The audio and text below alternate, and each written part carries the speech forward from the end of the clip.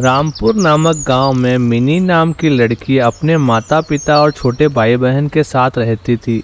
Mini गांव के विद्यालय में ही पढ़ा करती थी। मिनी की लंबाई बहुत कम थी, इसी कारण उसके माता पिता उसे प्यार से मिनी बुलाया करते थे। मिनी की लंबाई कम होने के साथ साथ उसकी नाक भी बहुत छोटी थी, जैसे मानो उसकी नाक हो ही ना। इसके साथ साथ उसके पैर भी बहुत ही अजीब दिखते थे। अजीब व गरीब दिखने की वजह से उसकी कक्षा के बच्चे उसे बहुत चिढ़ाते थे। मिनी को बिल्कुल भी पसंद नहीं था कि उसकी कक्षा के बच्चे उसे चिढ़ाए। इसी बात से परेशान होकर एक दिन मिनी ने अपनी ये बात अपने माता पिता को बताई, लेकिन मिनी के माता पिता ने उसकी बात पर ज़्यादा ध्यान नहीं दिया और उसे ही समझाया कि बच्चे खेल खेल में ऐसी बातें करते हैं और ऐसी बातों को दिल से ना लगाए। देखते ही देखते मिनी को यह बातें बहुत ही परेशान करने लगी और वो अंदर ही अंदर बहुत घुटने लगी। एक दिन मिनी स्कूल से घर आ रही थी, तभी उसे रास्ते में पीपल का पेड़ दिखाई दिया। वो पेड़ के नीचे बैठ गई और बहुत जोर जोर से रोने लगी। मैं ऐसी क्यों हूँ? मेरी लंबाई इतनी कम क्यों है?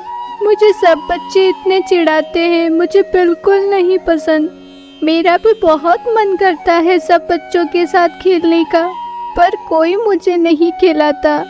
मिनी रो ही रही होती है कि तभी पीपल के पेड़ के अंदर से एक चुड़ैल निकलकर बाहर आती है।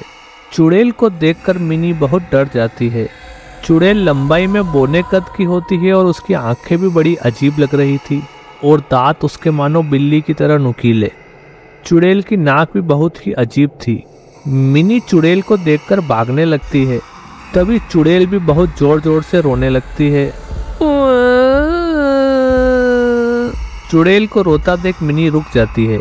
क्या हुआ तुम्हें? तुम क्यों रो रही हो? मेरी भी कहानी कुछ तुम्हारे जैसी है। मतलब? मैं भी बचपन में लंबाई में बहुत छोटी थी। मेरा भी रंग गोरा नहीं था और मुझे मेरी सहेलियां बहुत चिढ़ाती थी और कई बार तो मुझे अपने साथ खिलाती भी नहीं थी। एक दिन मैंने परेशान होकर खुदकुशी कर ली। पर तुम्हें कैसे पता मेरे दोस्त मुझे बोनी बोनी बोलकर चिढ़ाते हैं?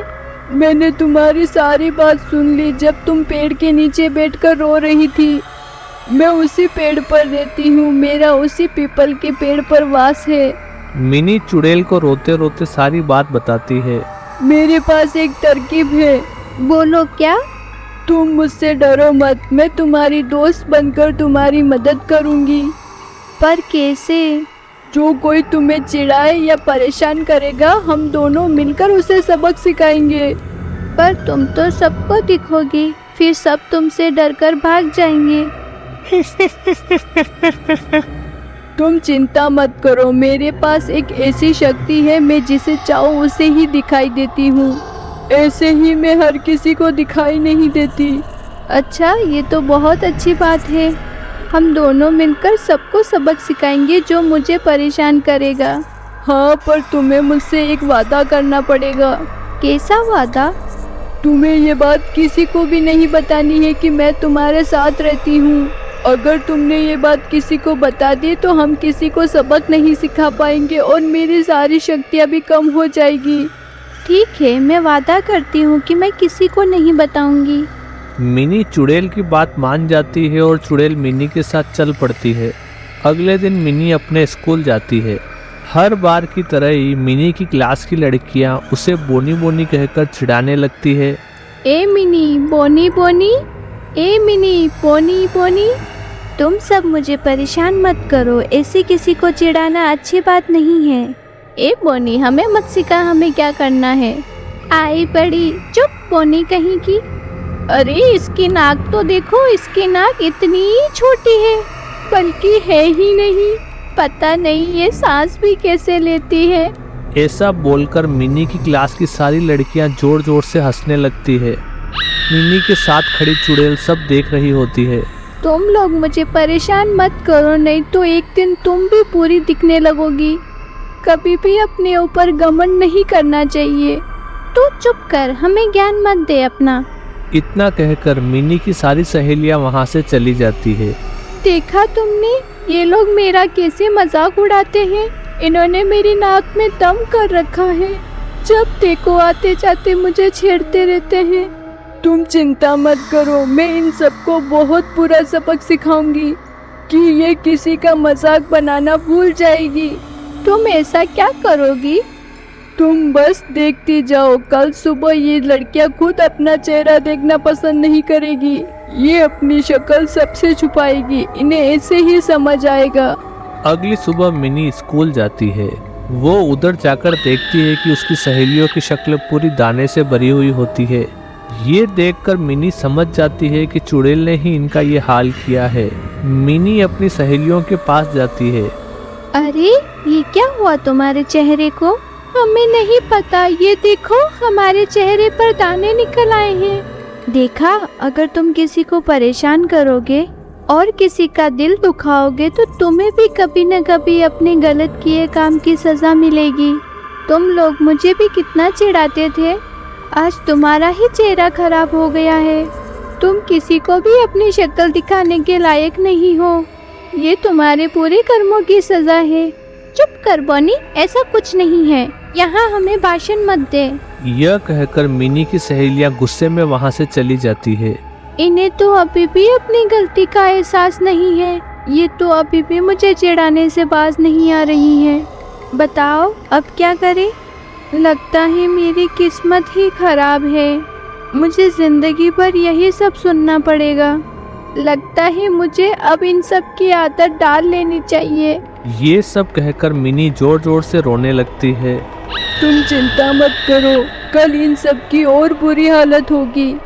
मैं इनका पीछा तब तक नहीं छोड़ूंगी जब तक ये अपनी गलती का एहसास नहीं कर ले और तुमसे आकर माफ़ी ना मांग ले। मैं नहीं चाहती जो परेशानी मैंने अपनी ज़िंदगी में देखी वही सब परेशानी तुम भी देखो। तुम चिंता मत करो, सब कुछ ठीक हो जाएगा। मिनी अगले दिन फिर से स्कूल जाती है। वहाँ जाकर वह देखती है कि उसकी सहेलियों की तो बहुत ही बुरी हालत हो गई होती है। दानों के साथ साथ किसी का मुंह बिल्कुल काला हो गया होता है, किसी के बाल ही उड़ गए होते हैं। मिनी अपनी सहेलियों के पास फिर से जाती है। अरे तुम सबने अपना क्या हाल बना लिया है? मिनी, तुम शायद सही कह रही थी, हम तुम्हारे साथ बहुत गलत बर्ताव कर रहे थे, इसी चक्कर में हमें हमारे कर्मों की सजा मिल रही है।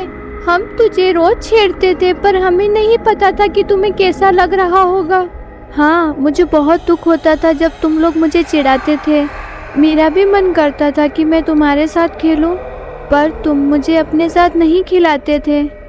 हमें माफ कर दो मिनी, हम आगे से फिर कभी ऐसा नहीं करेंगे, बाकी हम अपने किए की सजा तो भुगत ही रहे हैं। मिनी की सहेलियां मिनी से माफ़ी मांग ही रही होती है कि तभी स्कूल की दूसरी लड़कियां आकर उसकी सहेलियों को छेड़ने लगती है और उनके ऊपर जोर जोर से हंसने लगती है। स्कूल की लड़कियों के चिढ़ाने से मिनी की सहेलियां बहुत जोर जोर से रोने लगती है। अरे हमने ये क्या किया, हमारे साथ ही इतना बुरा हो गया। हमने किसी की आत्मा को दुखाया है, उसी का पाप हमें मिल रहा है। आगे से हम कभी ऐसा नहीं करेंगे। ये सब बोलकर मिनी की सहेलियां वहां से चली जाती है। देखा, अब इन्हें पता चला कि किसी को दुखी करने का क्या नतीजा होता है। ये तुम्हारा दिल कितना दुखाती थी, जब अपने ऊपर बात आई तो एक ही दिन में परेशान हो गई। हाँ, पर मुझे अच्छा नहीं लग रहा अपनी सहेलियों को ऐसे परेशान देखकर। तुम इन्हें फिर से ठीक कर दो। नहीं, आज नहीं, इन्हें मैं कल सुबह तक ही ठीक करूंगी। इन्हें इनकी गलती का एहसास तो हो, एक दिन तो ऐसे बिता कर देखे। ठीक है, पर याद से तुम इन सबको कल ठीक कर देना। ठीक है। अगले दिन मिनी फिर से स्कूल जाती है। तब वो उधर अपनी सहेलियों को बिल्कुल ठीक हालत में देखती है। तभी मिनी की सहेलियां उसके पास आती है।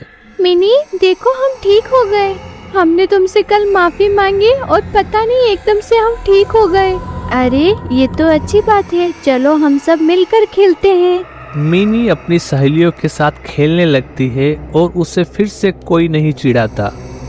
अगर आपको हमारी कहानियाँ अच्छी लगती है तो प्लीज़ हमारे चैनल को लाइक और सब्सक्राइब ज़रूर कीजिएगा।